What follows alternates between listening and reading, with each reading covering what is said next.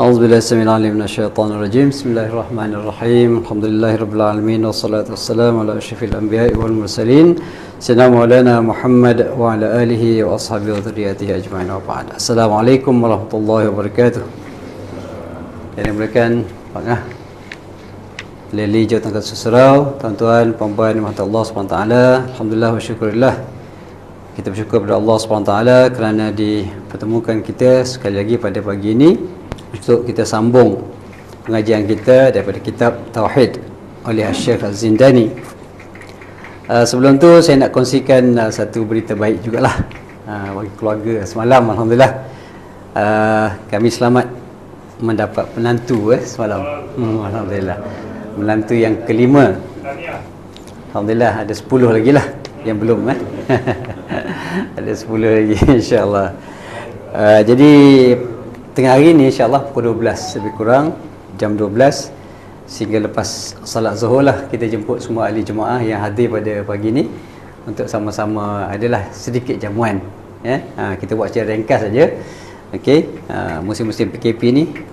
Jadi dijemputlah semua yang hadir pada pagi ni insya-Allah untuk sama-sama insya-Allah memeriahkan majlis kita pada tengah hari ini insya-Allah. Di surau. Di surau. Jangan pergi rumah pula. Di surau ni kita buat dekat surau insya-Allah. Terima kasih pada Pak Ngah dan ahli jawatankuasa surau yang membenarkan kami menggunakan fasiliti yang ada dekat surau ni insya-Allah. Alhamdulillah. Baik, tuan-tuan dan Allah SWT, seperti mana yang kita telah jelaskan di minggu-minggu yang lepas, bahawa Allah SWT menjadikan dunia dan isinya ini sebenarnya pada hakikatnya adalah untuk manusia. Kalaupun ada binatang-binatang, tumbuh-tumbuhan dan sebagainya, sebenarnya pada hakikatnya Allah Ta'ala jadikan juga untuk manusia. Hatta binatang-binatang dekat hutan pun sebenarnya boleh dimanfaatkan oleh manusia. Gajah dalam hutan pun ada yang orang ambil manfaat. Boleh dimanfaatkan oleh manusia. Kalau kita tengok dekat Thailand dan sebagainya, mereka guna untuk apa? Untuk buat pengangkutan, kadang-kadang untuk tarik balak dan sebagainya. Jadi sejauh itu apa yang Allah Ta'ala ciptakan atas muka bumi ini untuk manusia. Allah Ta'ala jadikan bumi. Allah Ta'ala tahu bahawa manusia ini perlukan air, maka Allah Ta'ala ciptakan air. Dan kaitan air ini dengan manusia bukan setakat minum yang sahaja, tapi dia berkait dengan makanan-makanan selain daripada minum secara teruslah. Kita minum air, kemudian kita gunakan air untuk bersuci, untuk mandi dan sebagainya, untuk memasak tapi air ni berkait dengan apa? Dengan apa yang kita makan. Kita makan nasi, air ni sebenarnya berkaitan dengan air. Antaranya memanglah nak masak nasi kena ada air. Tapi sebelum sampai kepada kita beras itu, sebelumnya padi sebelum padi tu dia kena tanam dulu. So tanam tu perlu air. Dia punya kaitan dia, jauh kaitan dia. Jadi Allah Ta'ala tahu segala-galanya yang diciptakan oleh manusia, oleh Allah Ta'ala. Allah Ta'ala tahu apa yang diperlukan oleh manusia, maka Allah Ta'ala ciptakan segala-galanya. Allah Ta'ala ciptakan makanan, berbagai-bagai jenis makanan. Kemudian makanan pula tak boleh hidup. Sama juga manusia tak boleh hidup, dia kena ada udara, maka Allah Ta'ala sediakan pula udara. Kemudian Allah Ta'ala juga tahu bahawa bumi ni kalau dibiarkan bumi sahaja, dia tidak boleh berada dalam keadaan yang stabil. Maka Allah Ta'ala ciptakan apa? Gunung ganang, bukit bukau, untuk memastikan bahawa bumi ni tetap berada di tempat dia.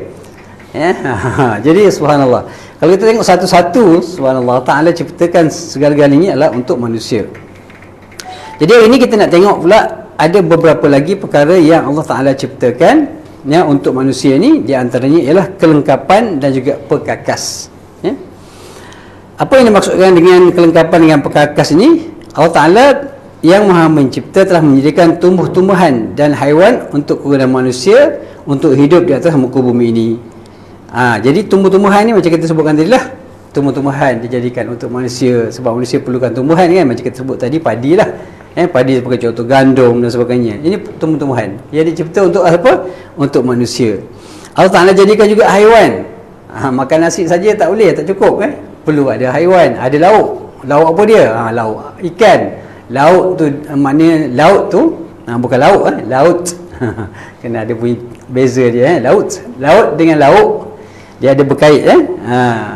Jadi kalau lauk tu daripada mana? Daripada laut. Daripada lautan, daripada lautan kan.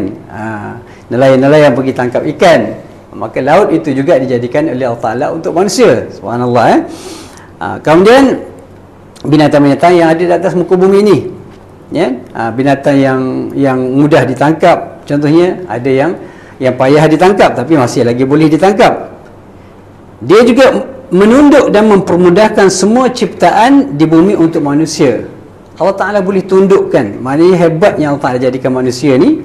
Walaupun macam kita sebutkan tadi, gajah lebih besar saiznya daripada manusia, harimau itu lebih garang daripada manusia, tapi semuanya itu boleh ditundukkan dengan kehebatan yang Allah Ta'ala berikan kepada manusia yang bersaiz kecil ini.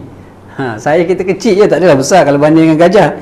Zirafah lagi tinggi pada kita kan, tapi kita boleh tundukkan. Boleh bawa dia ke zoo contohnya. Jadi Allah SWT jadikan ini semua adalah untuk manusia. Jadi benda-benda yang begini, tuan-tuan sahabat-sahabat ini kasih sekalian, kita tak akan rasa kehebatan Allah SWT kecuali kita berfikir, kita mentadabbur, memerhati, melihat. Baru kita, sebab apa-apa yang saya sebutkan tadi, benda tu kita lalu dalam kehidupan kita. Tapi kalau kita tidak mentadabburnya, maka kita tak akan rasa itu adalah satu kurniaan yang sangat besar dan yang sangat hebat yang Allah Ta'ala berikan kepada kita. Baik, dengan ini mereka dapat menghasilkan kelengkapan. Bila Allah Ta'ala jadikan tumbuhan, maka tumbuhan ini juga boleh dijadikan kelengkapan. Macam mana berlakunya kelengkapan ini? Contohnya meja ni. Meja ni buat daripada apa? Daripada kayu. Maka Allah Ta'ala sediakan kayu, tumbuhan. Balak contohnya kan, terbang balak, daripada balak. Tapi subhanallah, Allah Ta'ala memberikan ilham kepada manusia untuk mencipta satu benda yang logiknya tak munasabah lah. Pokok yang besar, begitu besar tu, Allah Ta'ala berikan idea kepada manusia, ilham, macam mana dia boleh tebang pokok tu, boleh potong dia kecil-kecil, kalau dia boleh buat meja macam ni kan, buat rumah dan sebagainya. Jadi semuanya adalah ciptaan Allah SWT, dan Allah Ta'ala bukan setakat cipta dan biar manusia begitu, tapi Allah Ta'ala memberikan ilham dan berbagai. Jadi akhirnya adalah rumah, terdirilah rumah kita kan, rumah-rumah yang begitu hebat. Kemudian dalam rumah tu pula ada berbagai-bagai perabot juga, daripada kayu, daripada tumbuhan yang asalnya. Kemudian ada pakaian kita daripada mana? Pakaian kita kebanyakannya daripada kapas contohnya. So Allah Ta'ala sediakan kapas pula, tanam kapas. Dia kapas pula, kalau kita ikut logik, macam mana manusia boleh fikir kapas yang begitu boleh buat pakaian? Nampak macam tak ada kaitan langsung. Kalau kita tengok, kalau kita tak ada ilmu lah, tengok kapas boleh buat apa? Buat lap-lap boleh lah, zahirnya kan, ambil lap kan. Tapi nak proses dia jadi pakaian tu, subhanallah, satu level yang lain untuk kita berfikir. Tapi itulah yang Allah Ta'ala ciptakan kepada manusia, dan manusia boleh berfikir, dan manusia boleh mencipta berbagai-bagai. Dan juga pakaian daripada tumbuhan dan yang tumbuh di bumi, serta kulit dan bulu binatang, ternakan dan lain-lain. Dan semuanya boleh dimanfaatkan. Kalau kita sembelih lembu contohnya, lembu daging satu hal. Nah, kulit tu boleh dijadikan belulang, boleh jadikan pakaian juga. Pada orang dulu digunakan untuk pakaian, untuk membuat kasut dan sebagainya. Jadi semuanya terlalu banyak sebenarnya ciptaan-ciptaan Allah Ta'ala yang Allah Ta'ala buat.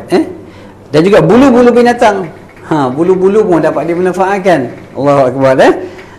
Banyak sangat sebenarnya kalau kita perhati, kita tengok ciptaan Allah SWT. Dan hari ini lebih-lebih lagi lah, dengan teknologi yang ada, telefon kan. Dulu kita ceramah kena pergi masjid, kena pergi surau kan, baru boleh dengan ceramah. Sebab tu tak ramai orang dapat dengan ceramah dulu-dulu kan. Tapi hari ni kita duduk kat sini ceramah, seluruh dunia orang boleh tengok kita punya ceramah. Cuma nak tak nak je kita berceramah ataupun kita berkongsi, berdakwah dan sebagainya. Hari ni proses untuk dakwah ni, tuan-tuan, kita bercakap sekarang ni, orang Amerika boleh kita jemput untuk dengar.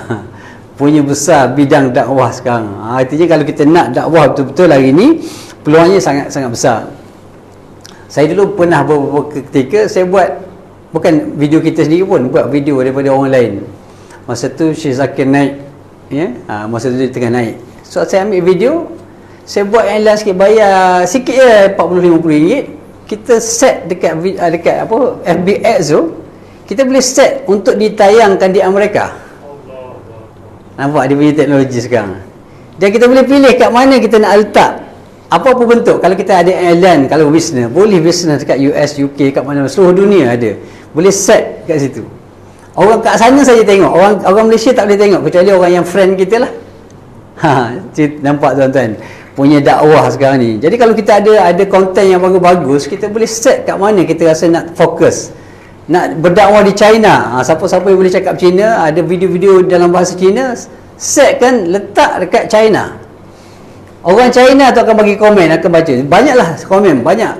Masa saya hantarkan beberapa video dekat US tu, maknanya kalau kita nak hantar direct payah. Kawan kita tak ramai dekat sana. Tapi dengan ada pengiklanan macam FB Ad dan sebagainya, kita boleh hantar, boleh letak kat mana kita nak letak iklan kita dan video kita. Dan dakwah, peluang dakwah ni sangat luas tuan-tuan sebenarnya. Cuma nak tak nak kita je. Sebab tu hari ni kita tengok perkembangan Islam itu sangat pantas tuan-tuan. Sangat pantas sebab apa? Sebab orang boleh cari sendiri dah sekarang ni. Selain kita cuma initiate je, kita cuma ceritakan satu benda, menyebabkan mereka berfikir, bercakap, dan mereka akan mencari maklumat tersebut dengan sendiri. Jadi sebab tu perkembangan Islam lagi meluas, lagi mudah, dan tak ada tempat dakwah ni tak boleh sampai hari ni. Jadi video-video yang lama-lama kita boleh share balik kan. Jadi itulah kelebihan yang Allah Ta'ala berikan pada generasi baru ni. Jadi semuanya itu adalah diciptakan oleh Allah Subhanahu Wa Ta'ala kepada manusia, dan kita perlu ingatlah yang apa Allah Ta'ala beri kepada kita ni, dia bukan bagi secara percuma, dia habis macam tu je tak. Semua nikmat-nikmat yang Allah Ta'ala berikan pada kita hari ini, semuanya akan dihitung, dihisap di hari akhirat nanti. Sebab itulah kita pernah menyebutkan bahawa orang-orang miskin, dalam satu hadis menyebutkan bahawa orang miskin ini akan masuk syurga lebih awal daripada orang-orang yang kaya. Bukan makna orang kaya tak masuk syurga, masuk juga, tapi banyak cerita dia. Sebab orang miskin ni tak ada apa benda, dia mati kosong, tak ada apa benda yang ditinggalkan. Contohnya satu, jadi anak beranak pun tak ada berkelahi, berbalas nak berebut harta, sebab harta tak ada. Selamat, anak beranak pun selamat, tak ada berkelahi kan. Cerita-cerita orang kaya ni ramai yang berkelahi, berbunuh pun ada kan. Sebab apa? Sebab kes harta benda kan, berebut harta benda yang ditinggalkan oleh mak bapak dia kan, contoh kan. Jadi bagi orang yang miskin, jadi tak banyak soalan. Dia nak tanya apa benda, harta pun tak ada kan. Dia nak spend kat mana, dia spend makan je, makan minum, itu je yang ada kan. Kita ni kalau orang kaya ni, subhanallah, dia tanya daripada mana kau dapat harta ni, halal ke tak halal. Dah selesai kat situ, kat mana pula dia spend duit tu, duit yang kamu yang ada tu, zakat bayar tak, haji dah buat ke belum, duit banyak juta-juta tapi haji tak pergi. Contohnya lah, banyak benda yang akan disoal oleh Allah SWT, menjadikan proses untuk masuk syurga tu lambat. Jadi sebab itulah, jadi kalau kita ditakdirkan menjadi orang yang tidak kaya, sebenarnya bersyukur jugalah. Kerana kita akan menjadi orang yang kaya di akhirat nanti, insya-Allah. Tapi kalau orang yang kaya tapi beriman, tunaikan segala hak-hak harta dia, berikan zakat, membantu orang miskin yang memerlukan, yang dapat harta pula cara yang halal, maka insya-Allah dia lebih cepat juga masuk syurga. Sebab bila dia mati pun tak banyak harta yang ditinggal, sebab banyak harta yang diinfakkan di jalan Allah SWT. Iaitu kelebihan juga di situ. Jadi di mana pun kedudukan kita, tuan-tuan yang Allah SWT, maka ada kelebihan-kelebihan masing-masing. Ada kelebihan masing-masing. Orang miskin ada kelebihan dia, yang orang kaya juga ada kelebihan dia. Syarat dia apa dia? Syarat dia beriman. Artinya kalau kita orang yang kaya macam Sultan Brunei, contohnya Sultan Brunei, istana dia ada 1000 bilik, tuan-tuan. Ada 1000 bilik. Bilik bukan macam bilik macam kita bilik dia lengkap dalam tu, macam-macam ada kan. Entah-entah bowling punya alley pun ada kan. Contohnya kan, main bowling dalam bilik, nama je bilik kan, tapi macam rumah, macam istana juga. Satu bilik contohnya kan. Mungkin ada swimming pool dalam bilik, tak pernah kita masuk lah, contohnya kan. Jadi bilik namanya, tapi ada 1000 bilik. Kereta mewah tu tak ada cerita lah, lebih 1000 buah kereta mewah, harga lebih 2 juta 3 juta kan. 1000 kayanya tu, nak ceritanya kaya. Tapi Tapi alhamdulillah setakat ni yang kita tengok Sultan Brunei dia sangat jaga rakyat-rakyat dia. Dia berikan tanah, orang yang kerja 5 tahun, kata saya 5 tahun kerja dengan kerajaan, dia bagi haji, hantar haji secara percuma. Ni kelebihan dia. Banyak dia membantu rakyat dan sebagainya. Jadi tak apalah kalau kaya macam tu, tapi jaga rakyat, contohnya maknanya tunaikan hak-hak zakat dan sebagainya, dan ambil pula harta dengan cara yang betul, maka dia akan jadi kaya dunia akhirat. Ni kelebihan orang kaya pula. Ramai orang dapat manfaat daripada kekayaan dia. Dia kaya tapi rakyat juga mana mendapat manfaat daripada kekayaan dia. Okey, alhamdulillah kan. Jadi kalau macam tu, kaya dunia, kaya akhirat. Yang paling tak best apa dia? Yang miskin dunia, miskin akhirat. Tu yang paling teruk lah kata orang kan. Dah lah dunia ni susah, tak beriman pula kan. Nak dapat cari makan payah, nak kerja tak ada, susah kan. Lepas tu pula mula mencuri. Contoh, tak dapat duit cuma mencuri pula. Dia tak usaha cara yang lebih, yang halal dia mencuri pula. Dah tak beriman pula, sembahyang dah sebab miskin. Tapi betul juga Nabi sebutkan bahawa kadal faqr ayyakuna kufra, mana hampir saja orang yang fakir itu membawa kepada kekufuran, ya. Ada juga kebenaran di situ apa yang disebut oleh Nabi sallallahu alaihi wasallam, sebab ada juga orang yang miskin ni, dia kalau tidak beriman dia akan membawa kepada kekufuran lah. Sebab apa? Sebab bila dia terdesak, tak boleh nak makan, tak boleh nak perlu duit, keperluan tak dapat, akhirnya dia mencuri, akhirnya dia tidak beriman.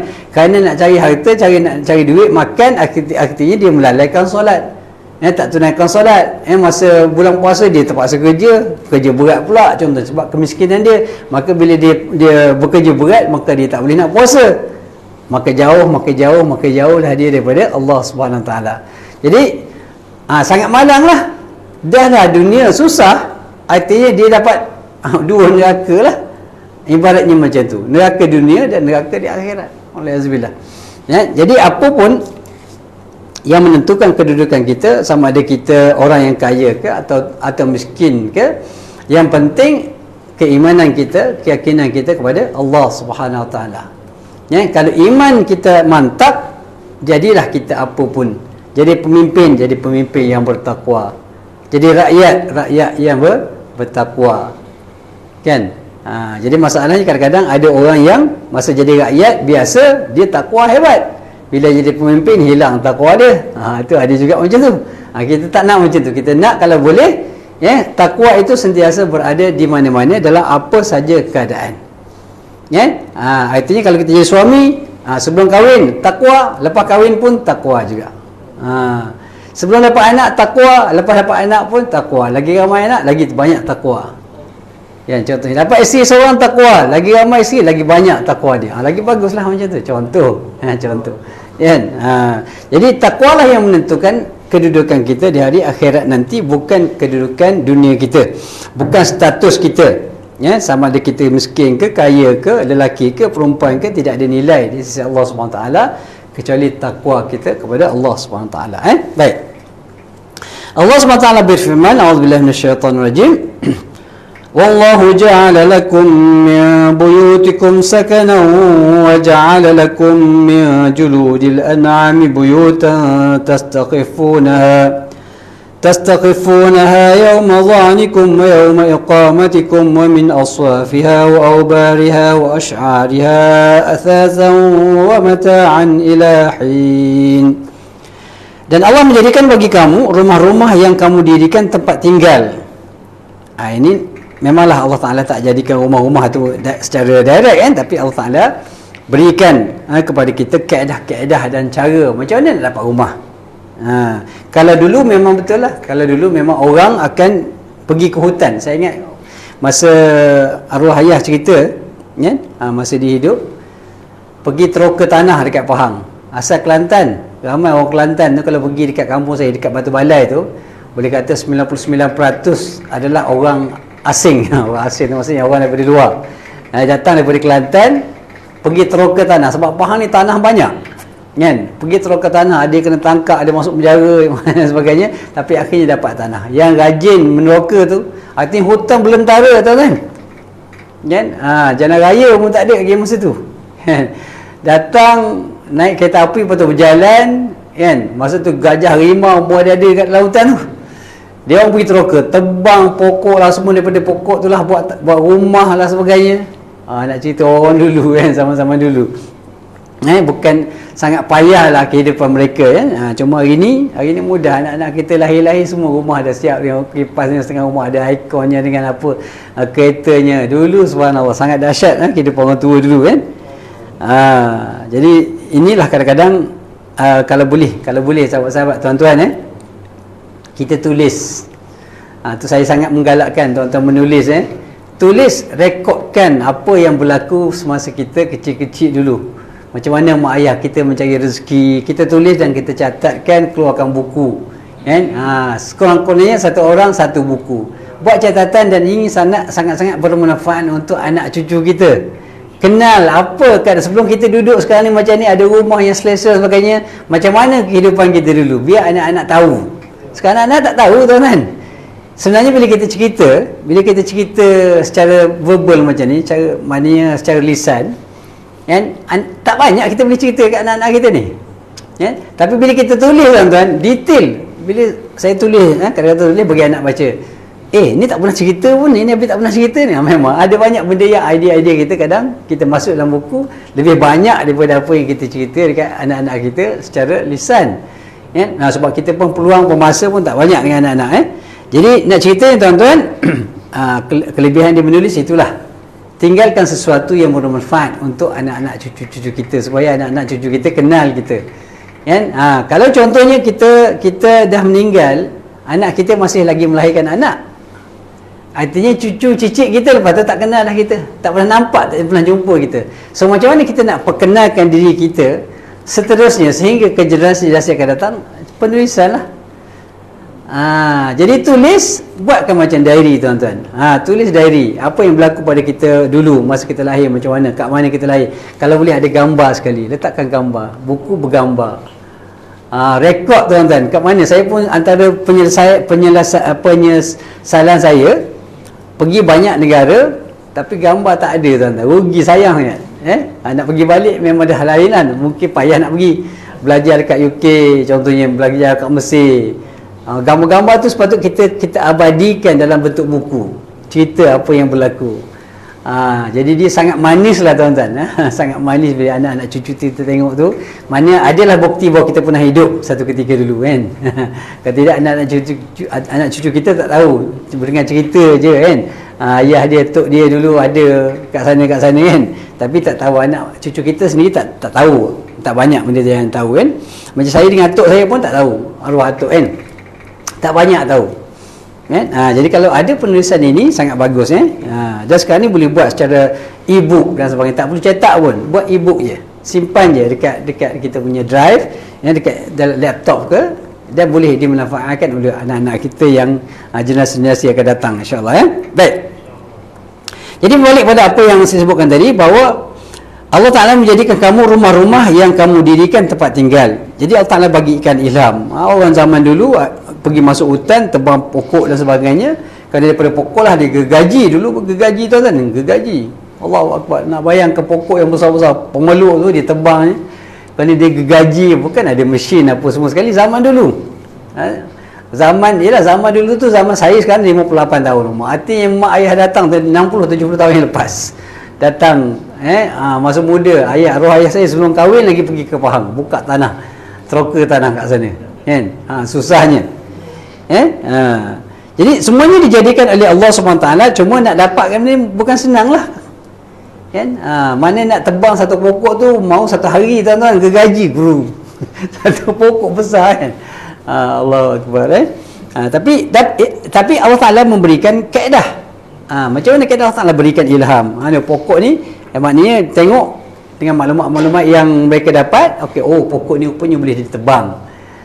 Bila ditebang tu boleh dipotong. Dipotong buat apa? Kalau rumah buat tiang contohnya, buat lantai apa semua sekali kan. Jadi ilham inilah Allah Ta'ala berikan kepada manusia benda-benda yang kalau zahirnya tak nampak tapi akhirnya benda ni boleh dijadikan satu benda yang mana sangat bermanfaat untuk manusia.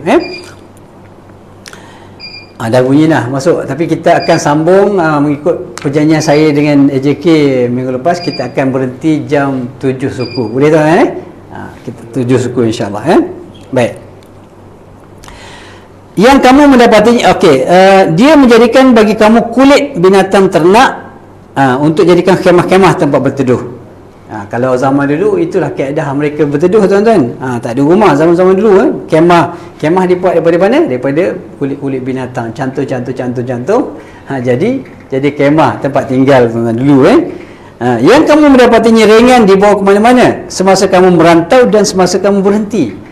Sebab zaman dulu kita tahu mereka ni jenis nomad kan. Jadi kalau daripada pasir itu mereka berpindah daripada satu tempat ke satu tempat, cari air, kawasan air kan, dapat air, oasis dia panggil kan, sampai tempat ada air, mereka tinggal kat situ, berkemah kat situ.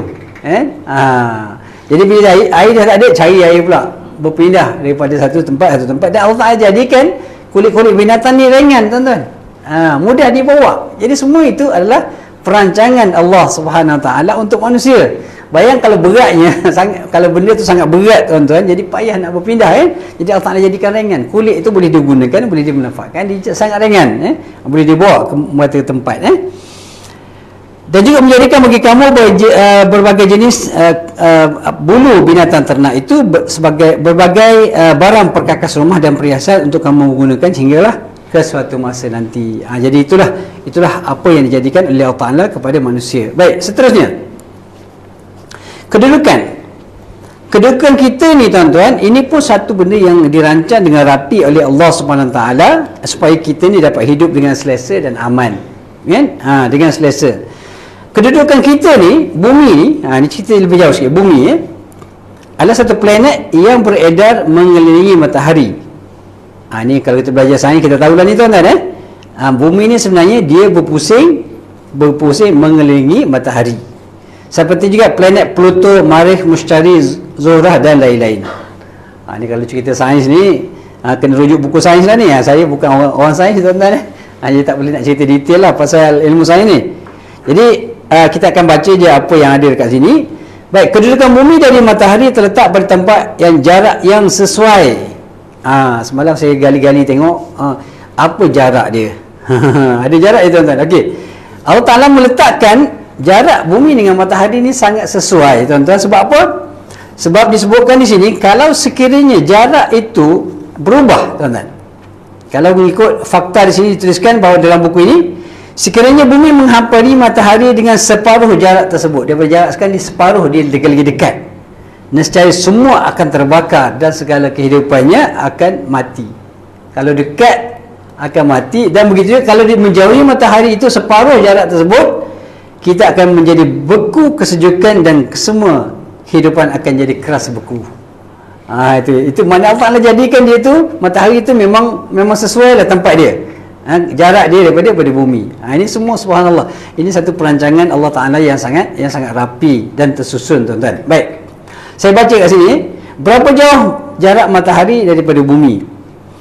Baik, disebutkan di sini jarak antara bumi dan matahari disebutkan dalam sebagai unit astronomi. Unit astronomi ini bukan satu ukuran yang tepat lah, tapi mana itu boleh boleh dikira sebagai satu jarak yang disebutkan oleh pakar astronomi. Jarak purata ialah 149.6 juta kilometer. Punya jauh, tuan-tuan. 149.6 juta kilometer ataupun 92.96 juta batu jaraknya kita daripada matahari. Sejauh itu pun, tuan-tuan, kalau saya dua ni sangat panas, tuan-tuan. Sangat panas. Itu jutaan kilometer jaraknya. Bayangkan di akhirat nanti, jaraknya sangat dekat dengan kepala kita, subhanallah. Jadi itu pun yang perlu juga kita jadikan sebagai satu peringatan, tuan-tuan. Baik, tuan-tuan, Allah SWT, jam 7. Jadi kita berhenti di sini untuk pusingan yang pertama, dan kita akan masuk kepada pusingan yang kedua daripada buku 7, Langkah Mudah untuk berpoligami. Okey. Kita akan meneliti 7 suku, jadi kita akan baca buku ni selama lebih kurang 15 minit. Baik tuan-tuan. Oh, segar semua sebenarnya. Okey tuan-tuan. Kita sambung cerita beberapa minggu yang lepas. Ya, saya sebutkan bahawa kita perlu memahami dan mengetahui, bahkan perlu menguji kesediaan isteri kita untuk bermadu. Depan saya ni ada menantu kan. Tak apa, insya-Allah kita recommend, insya-Allah kalau memang dia layak silakan, tidak ada masalah. Okey, alhamdulillah. Baik, jadi seperti mana saya jelaskan sebelum ini bahawa isteri kita ni tak sama tuan-tuan. Isteri saya tak sama, isteri tuan-tuan tak sama. Mana tidak boleh jadikan orang ni, oh dia buat macam ni kita nak buat, tak boleh, tak sama dia tak sama. Baik, ada isteri yang saya sebutkan sebelum ini. Ini saya share satu kisah. Satu kisah, saya pergi ke Kelantan tuan-tuan. Dah lama jumpa satu keluarga lah jadi bila borak-borak dah lama tak jumpa, lebih kurang 20 tahun lah berpisah, tak pernah jumpa pergi jumpa, ceritalah malam-malam cerita punya panjang cerita, terceritalah termasuklah dia punya kawan saya tu keluarga jugalah, dekat keluarga, tak jauh juga keluarga, tapi keluarga lah. Cerita pasal bab poligami. Isteri ada sebelah isteri dia ada sebelah, isteri saya pun ada sebelah cerita pasal poligami. Nampak macam seronok lah orang lelaki ni. Satu hal lah, cerita pasal poligami ni dia boleh jadikan penawar kalau kita mengantuk apa semua sekali. Cerita pasal poligami, saya ada dalam buku ni pun saya cerita saya pernah dengan kawan lah, seorang kawan tu, dia bawa kereta daripada Kota Baru nak balik ke KL. Ngantuk tuan-tuan, ngantuk jadi bila saya tanya, nama dia Asri. Asri, saya panggil Yi lah. Yi bila nak kahwin ni? Oh, bila cerita kahwin tu tuan-tuan, segar tu mata dia. Sampai ke KL segar tuan-tuan. Dia penawar yang sangat hebat lah sebenarnya. Kalau kita ada ngantuk cerita buat poligami, insya-Allah segar tu tuan-tuan. Ni orang lelaki dah cerita kahwin belum tahu. Ni cerita je ni, bab cerita saja. Okey, berbalik pada cerita itu tadi. Jadi bila cerita masuk pasal poligami ni, yang kawan saya ni memang semangat lah cerita. Memang tengah cari ni kata dia, memang tercari. Tiba-tiba isteri dia pula menyampuk. Biasalah orang perempuan kan. Jadi sebab tu orang lelaki ni dia bukan takut isteri. Dia tak nak kecoh je sebenarnya kan. Jadi dia tak nak cerita depan-depan isteri, nak cerita belakang boleh. Depan bukan takut. Mana ada suami takut isteri kan? Tak takut isteri kan, risau je kan. Jadi dia pun isteri dia pun cakap, saya sebenarnya tak kisah, orang kahwin je, saya tak kisah pun kan, asalkan boleh berlaku adil, kata dia kan. Okey, itu respon secara biasa. Respon secara biasanya kalau cerita-cerita pada isteri kita tentang poligami, paling kurang dia punya respon, kahwin je lah abang, tak kisah, saya tak kisah.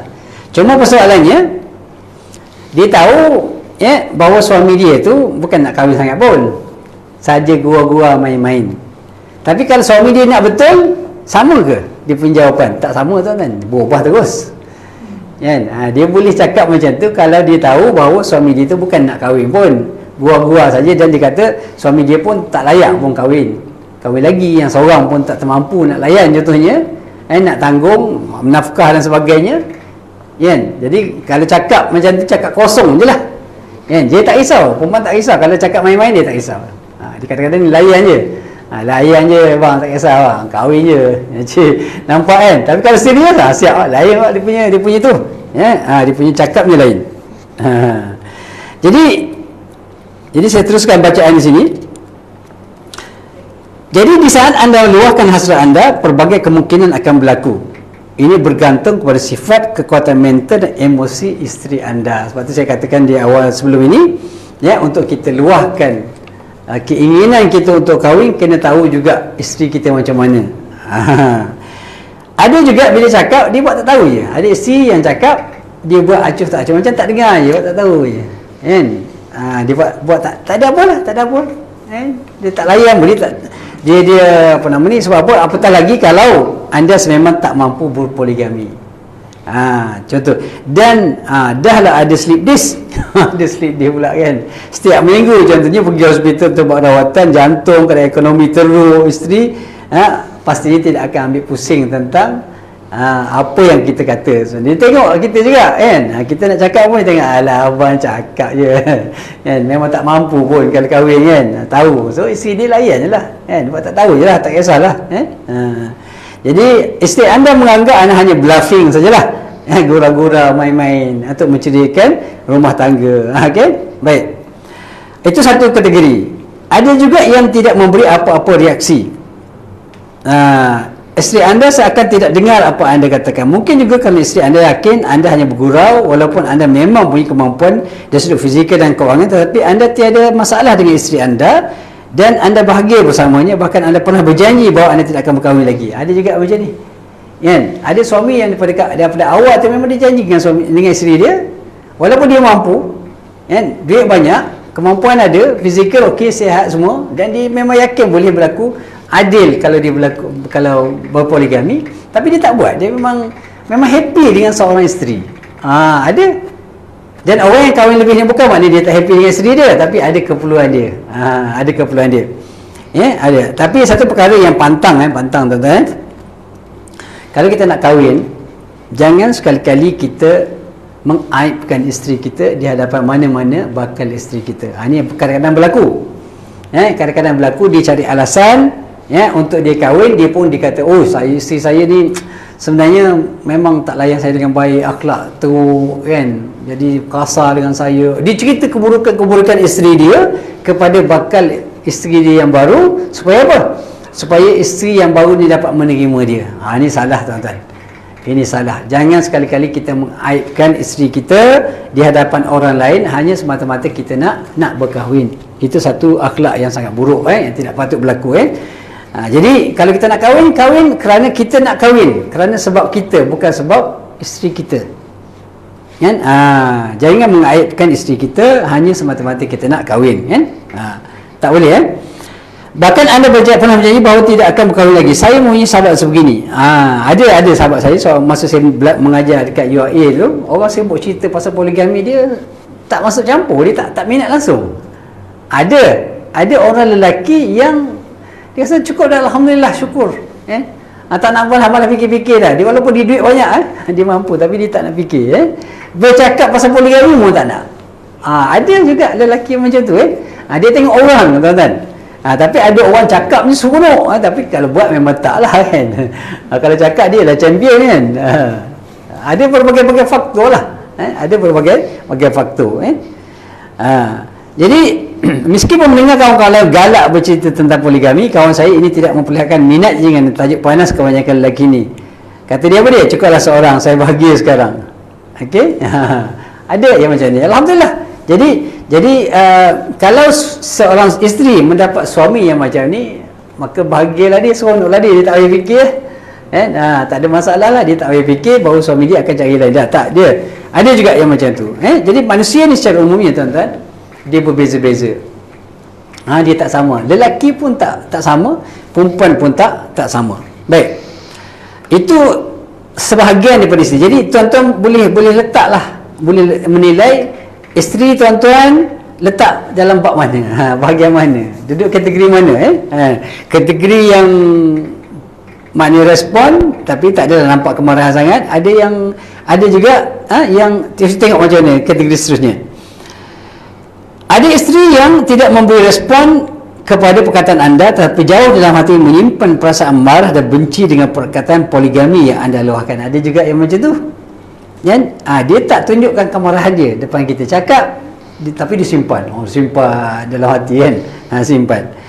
Tetapi kerana takut, kadang-kadang isteri ni kadang-kadang takut juga sama suami dia nak tunjukkan respon yang tak bagus sebab mungkin suami dia jadi garang kan.